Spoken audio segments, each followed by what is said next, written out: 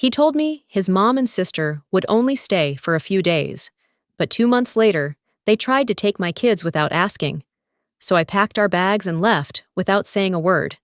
I knew something was wrong the moment my mother-in-law said, "Your daughter's getting too loud. Maybe it's all the sugar you feed her." We were eating store-bought lasagna. That was her way of thanking me for dinner. Chelsea, my husband's younger sister, snorted into her wine glass and said, "Well, she is a bit much." My husband Tyler didn't say a word. He just reached for the breadbasket like it was any other Thursday. It's been 8 weeks. 8 weeks since Ruth and Chelsea showed up on our doorstep with 2 duffel bags and a story about the roof at their place needing emergency repairs. "Just a few days," Ruth had said. Now they've unpacked. Ruth's taken over my spice rack. Chelsea's gym clothes live in our hallway. And I've been living in someone else's version of my life ever since. I'm Melina, 34, full-time mom of 2, freelance graphic designer, when I can find time between wiping counters and managing school pickups. Our apartment isn't big. It was already a stretch with me, Tyler, our 2 kids, and a dog. Adding 2 adults who act like they're doing me a favor just by existing? It's been hell. Tonight was supposed to be simple. I grabbed a pre-made lasagna from the store, made a salad, and threw garlic bread in the oven. Nothing fancy, but everyone's fed, right? Except apparently, that's not good enough. Ruth picks at her plate like I've served her roadkill. Chelsea says, "Do you ever cook anything that didn't come in plastic?" I blink. Tyler, my husband, the man who swore we're a team, laughs. He actually laughs. I look at my daughter, who's 7, and already trying to shrink herself into her chair. My son frowns and pushes peas around his plate. And I feel it, that shift. That moment when you realize it's not just about the food, or the sarcasm, or the messy hallway. It's about being completely alone in a room full of people who claim to love you. I try to keep it civil. I say, "If there's a problem, I'd prefer we don't talk about it in front of the kids." Tyler shrugs and mutters, "Then maybe don't make everything a problem." Ruth puts her fork down and leans back. "You know, Melina, when I was your age, I had 3 kids, cooked 3 meals a day, and my house didn't look like a daycare exploded." Chelsea, without looking up, says, "Maybe she needs one of those productivity planners." And that's when I stop eating, not because I'm angry, not even because I'm hurt anymore, but because suddenly I'm seeing it. All of it. The way Tyler always says yes to them without asking me.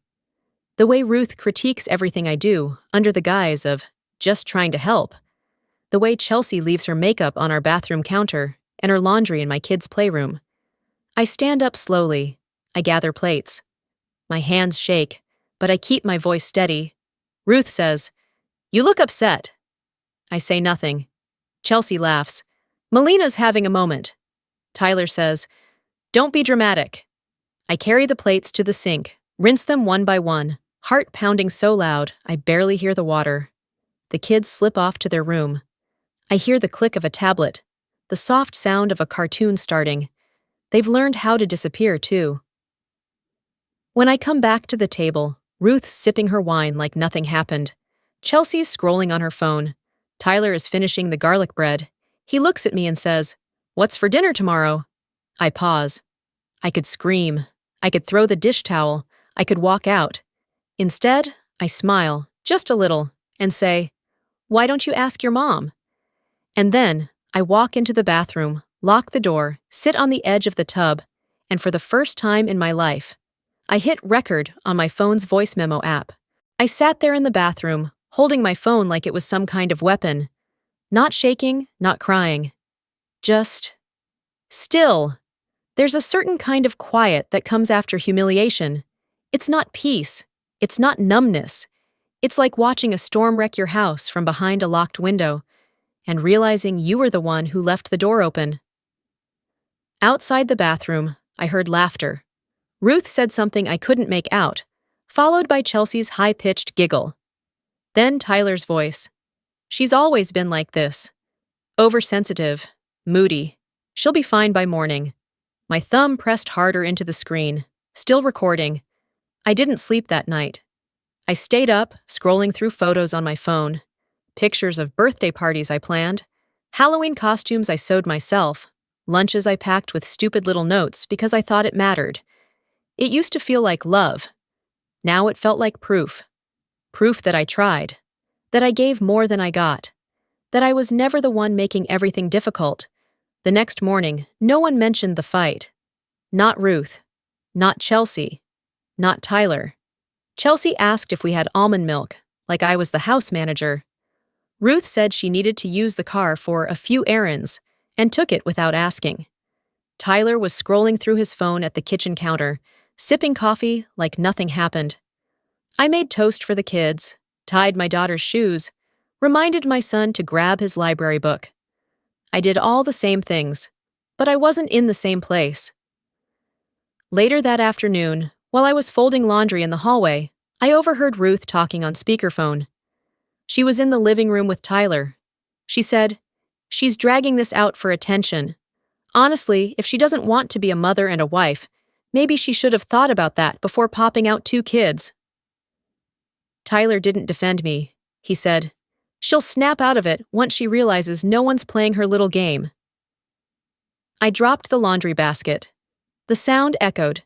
No one even flinched. I walked in and said, "I'm right here." Ruth blinked. "Well, it's not like we were saying anything untrue." I looked at Tyler. "Is this how you talk about me when I'm not in the room?" He shrugged. "You've been acting like a martyr. What do you expect?" I said nothing, just turned around, walked to the bedroom, and closed the door behind me. I opened my laptop and transferred the voice memos to my drive. Labeled them. Dated them. Because I wasn't crazy. I wasn't making things up. I had it now, in their own words. That night, dinner was fried rice, Ruth's special recipe, which tasted like soy sauce and ego. Chelsea rolled her eyes when my daughter asked for ketchup.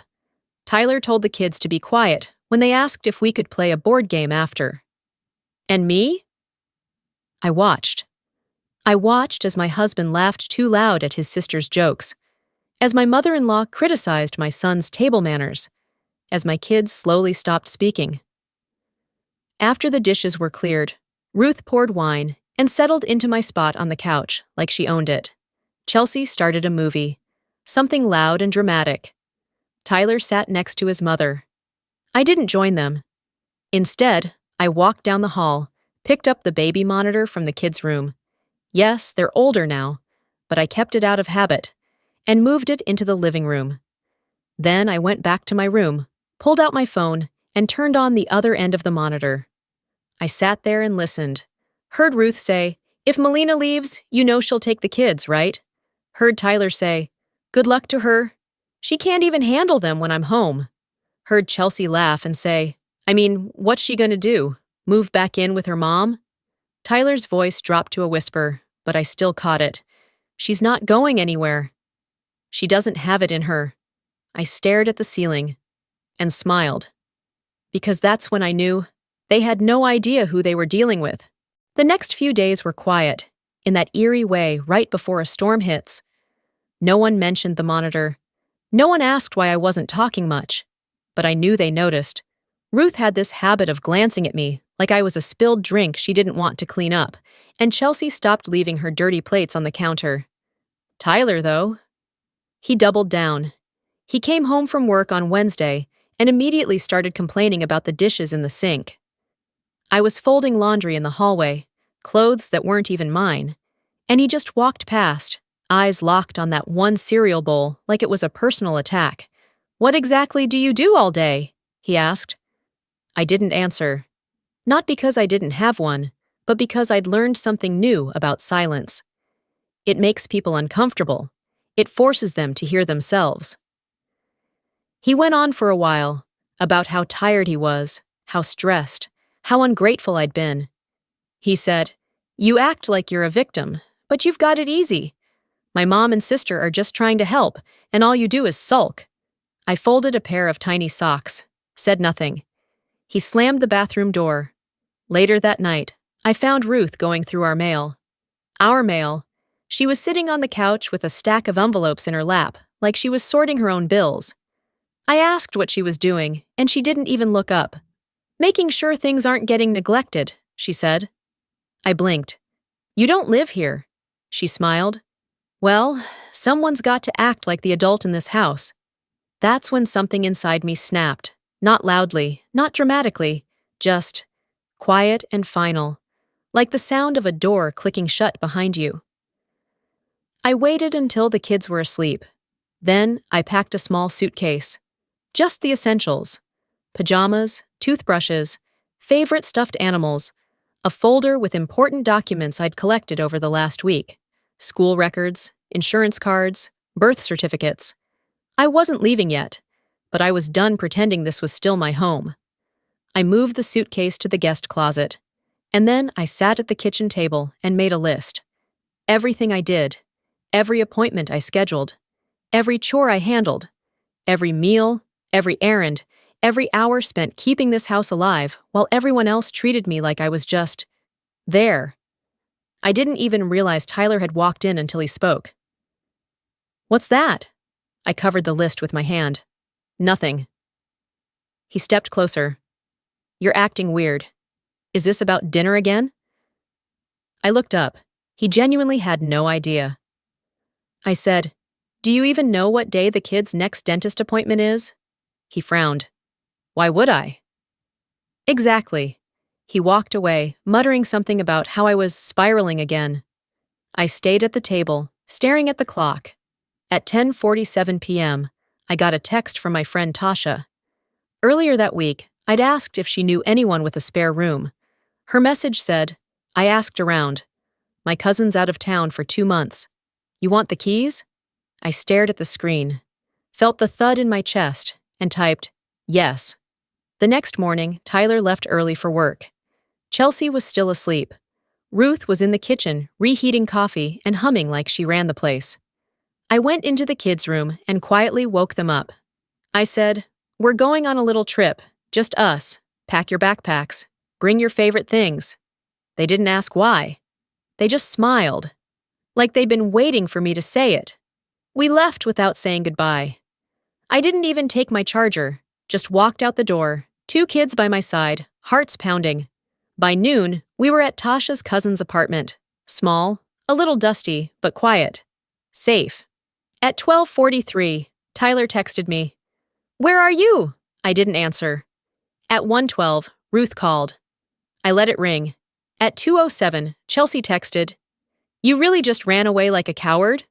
I opened the message, hit record, and sent back the first voice memo I'd taken the night Tyler laughed while his mom called me a burden. No words. Just proof. Twist. Cliffhanger. At 4:19, I got a call from the school. They said someone had just tried to pick up my kids. Someone who wasn't me, and wasn't on the approved list. The moment the school called, my body went ice cold. Someone tried to pick up your children, the woman said gently. She said she was their grandmother, but her name's not on the list, so we denied her access. We just wanted to confirm everything's okay. It was Ruth. She actually tried to take my kids. Without asking, without warning. Like I'd left a jacket at her house and she decided to come collect it. I thanked the school, my voice calm, professional, probably too calm, and hung up.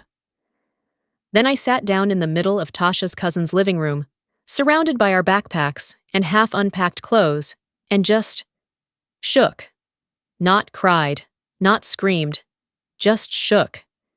Because that's when I knew this wasn't just disrespect anymore. This was war. 10 minutes later, I called my mom, told her everything. She said, Bring the kids here. Now don't wait another day. So I did. We packed again. My daughter clutched her stuffed bear the whole way. My son held my hand so tight in the car, I could feel the tiny crescent shapes from his fingernails. 3 hours later, we were at my childhood home. My mom had the guest room made up, hot cocoa ready, and that look in her eyes that told me she was ready to go to battle if needed. That night, I went through every voicemail, every message Ruth and Tyler had sent over the past 2 weeks. The guilt trips, the threats, the mockery. I saved them all. The next morning, I called a lawyer. I didn't know exactly what I wanted yet. Divorce? Custody order? Restraining whatever? But I knew I couldn't keep living in limbo. I wanted something real, something mine, even if it started with paperwork. While I waited to hear back, I made another list. Only this time, it wasn't about chores. It was about leverage. All the documents I had. The recordings, the messages, even photos. Ruth in our bedroom, going through drawers. Chelsea using my laptop without permission. This wasn't pettiness. This was evidence. Because they didn't just disrespect me. They crossed the line with my kids. The tension in the house was thick. Even the kids could feel it. My daughter kept asking if she could call Daddy. I said, "Not right now, sweetie." And it broke me a little, but I knew what I was doing. Later that day, Tyler called. I answered. "Where the hell are you?" he said. I replied, "With the people who actually care if I'm breathing." He went off, said I was overreacting, that Ruth was just checking in, that I was ruining the family. I said, "You tried to take my kids without my permission." He hesitated. "It wasn't like that." I cut him off. "I have the school's call log. Want me to send you the recording?" He got quiet. Really quiet.